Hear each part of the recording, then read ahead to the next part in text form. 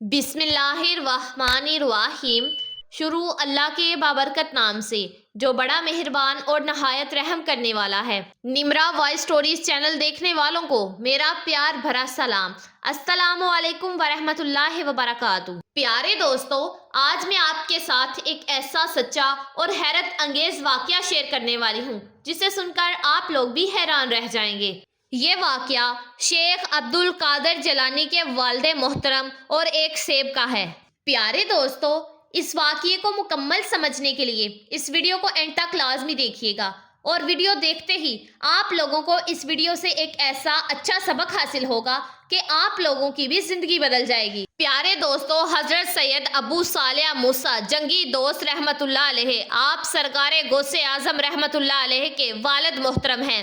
جنگی دوست لقب ہونے کی وجہ یہ ہے کہ آپ جنگ کو دوست رکھتے تھے۔ آپ اپنے نفس سے ہمیشہ جہاد فرمایا کرتے تھے اور نفس کشی کو نفس کو پاک رکھنے کا ذریعہ سمجھتے تھے۔ آپ بہت ہی قابل ولی اور شریعت کے پیروکار تھے۔ آپ رحمت اللہ علیہ دریا کے کنارے ہی رہتے تھے۔ آپ ہمیشہ اللہ تعالیٰ کی عبادت میں مشغول رہتے۔ آپ رحمت اللہ علیہ نے کبھی پوری زندگی میں کوئی بھی حرام شے نہ کھائی، ہمیشہ حلال طریقے سے کما کر ہی کھائی۔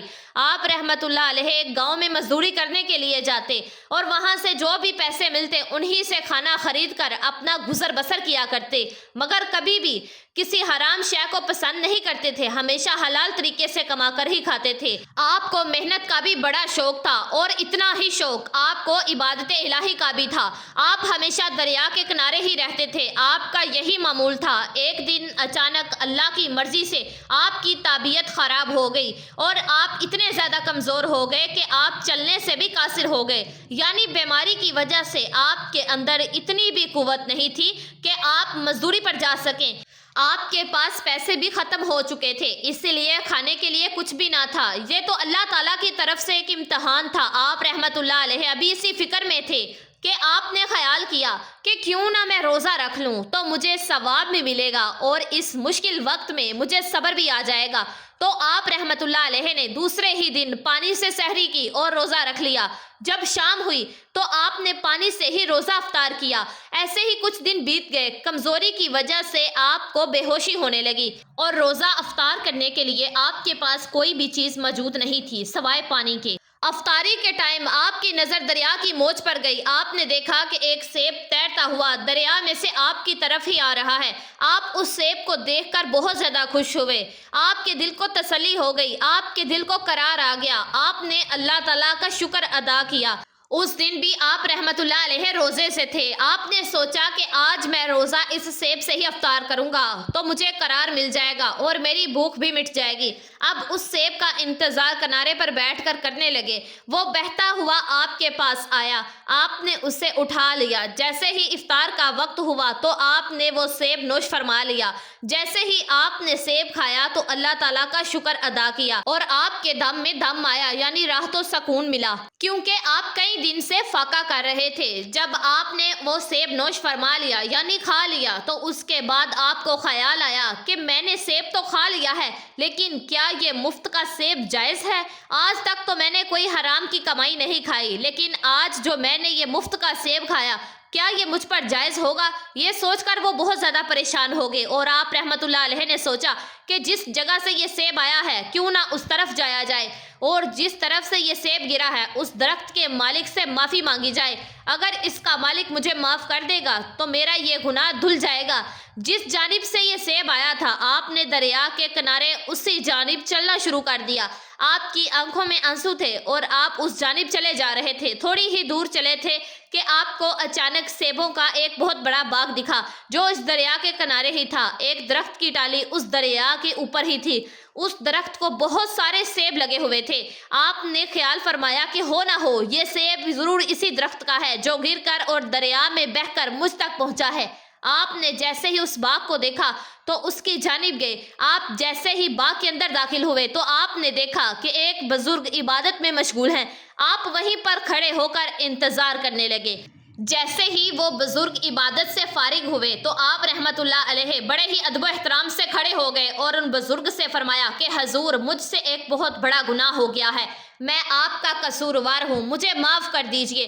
ان بزرگ نے کہا کہ تم سے آخر کیا گناہ ہو گیا ہے اور تم مجھ سے معافی کیوں مانگ رہے ہو؟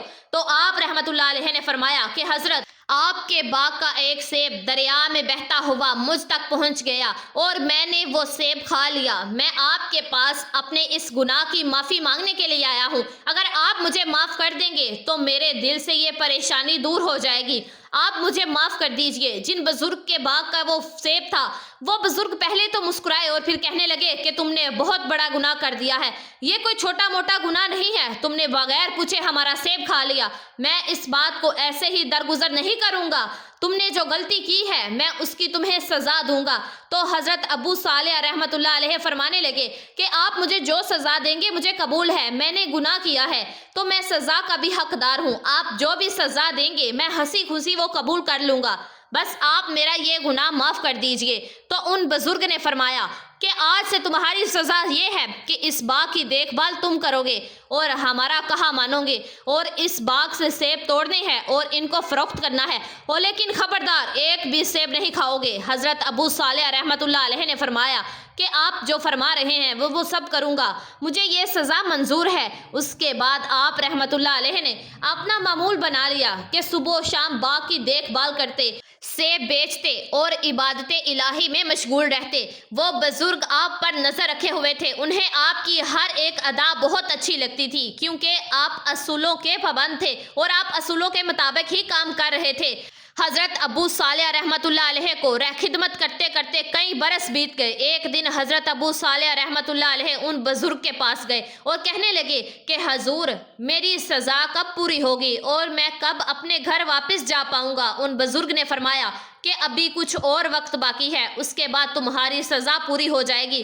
حضرت ابو صالح رحمت اللہ علیہ نے فرمایا کہ ٹھیک ہے، جیسا آپ کہتے ہیں میں ویسا ہی کروں گا۔ اس کے بعد آپ رحمت اللہ علیہ واپس باغ کی دیکھ بھال کرنے لگے۔ کچھ سالوں بعد پھر ایک دن ان بزرگ کی بارگاہ میں گئے اور کہنے لگے کہ میری سزا ابھی تک پوری ہوئی کہ نہیں؟ ان بزرگ نے فرمایا کہ تمہاری سزا پوری ہو چکی ہے، لیکن ابھی میں تمہیں ایسے نہیں چھوڑوں گا، ایسے نہیں بخشوں گا، ابھی بھی میری ایک اور شرط ہے۔ آپ رحمت اللہ علیہ نے کہا کہ کیسی شرط؟ آپ کی آخر کون سی شرط ہے؟ تو ان بزرگ نے فرمایا کہ میری ایک بیٹی ہے، وہ منہ سے گونگی ہے، کانوں سے بہری ہے اور آنکھوں سے اندھی ہے اور پیروں سے اپاہج ہے، وہ نوجوان ہو چکی ہے اور میرے دل کا چین بھی ہے اور میں اس کی شادی کرنا چاہتا ہوں۔ پھر ان بزرگ نے فرمایا کہ تمہیں میری بیٹی کے ساتھ نکاح کرنا ہوگا، تمہاری غلطی پھر ہی معاف ہوگی۔ حضرت ابو صالح رحمت اللہ علیہ نے فرمایا کہ ٹھیک ہے، آپ جو چاہے وہ کریں، لیکن میری غلطی معاف کر دیجئے۔ پھر ان بزرگ نے اپنی بیٹی کا نکاح حضرت صالح رحمت اللہ علیہ سے کر دیا اور آپ رحمت اللہ علیہ کو وہیں پر رہنے کے لیے ایک کمرہ بھی دے دیا تاکہ آپ اپنی شریک حیات کے ساتھ وہیں پر رہ سکیں۔ جب آپ دونوں کا نکاح ہو گیا، آپ رحمت اللہ علیہ جب اپنے کمرے میں داخل ہوئے جہاں پر دلہن تھی، آپ رحمت اللہ علیہ نے جیسے ہی اپنی دلہن پر نظر ڈالی تو وہ بالکل صحیح سلامت تھی، اس کے اندر کوئی بھی عیب نہیں تھا۔ تو وہ گھبرا گئے، سوچنے لگے کہ میری دلہن تو اندھی ہے اور پیروں سے بھی اپاہج ہے اور بے زبان بھی ہے، لیکن یہ تو بہت ہی خوبصورت اور صحیح سلامت ہے، شاید یہ کوئی اور لڑکی ہے جو یہاں پر آ گئی ہے۔ جیسے ہی آپ کو لگا کہ یہ کوئی اور لڑکی ہے، آپ بھاگتے ہوئے کمرے سے باہر آ گئے اور دوڑتے ہوئے انہی بزرگ کے پاس پہنچے اور ان سے کہنے لگے کہ حضور کمرے میں تو کوئی اور عورت ہے، میری دلہن تو اندر نہیں ہے۔ ان بزرگ نے کہا کہ کیا ہوا بیٹا، گھبرا کیوں رہے ہو، وہ تمہاری ہی دلہن ہے۔ آپ رحمت اللہ علیہ نے کہا کہ نہیں حضرت، پہلے ہی ایک سیب کھانے کی سزا اب تک بھگت رہا ہوں، بڑی مشکل سے وہ گناہ معاف ہوا ہے، اب میں کوئی اور گناہ نہیں کرنا چاہتا۔ وہ عورت کوئی اور ہے جو اندر دلہن بینی بیٹھی ہے، وہ تو صحیح سلامت ہے۔ ان بزرگ نے کہا کہ بیٹا گھبراؤ نہیں، وہی تمہاری بیوی ہے، لیکن وہ کانوں سے بہری اس لیے ہے کیونکہ اس نے کبھی غیر محرم سے ہم کلامی نہیں کی، اور زبان سے گونگی اس لیے ہے کہ اس نے کبھی بھی غیر محرم سے بات تک نہیں کی، نابینا بھی اس لیے ہے کہ اس نے نامحرم کو آج تک نہیں دیکھا، وہ پاؤں سے اپاہج اس لیے ہے کہ یہ غیر محرم تک چل کر کبھی نہیں گئی۔ یہ بہت عابدہ ہے اور اللہ کی بہت ہی نیک بندی ہے، ہمیشہ اللہ کی عبادت میں مشغول رہتی ہے۔ تم بہت ہی خوش نصیب ہو کہ تمہیں ایسی دلہن ملی، اور وہ بھی بہت خوش نصیب ہے کہ اسے تمہارے جیسا دلہا ملا۔ اس کے بعد ان بزرگ نے کہا کہ جاؤ، میں تمہیں خوشحال رہنے کی دعا دیتا ہوں، تم دونوں ہمیشہ خوشحال رہو اور اللہ تعالیٰ ہمیشہ تم دونوں پر اپنی رحمت برساتا رہے۔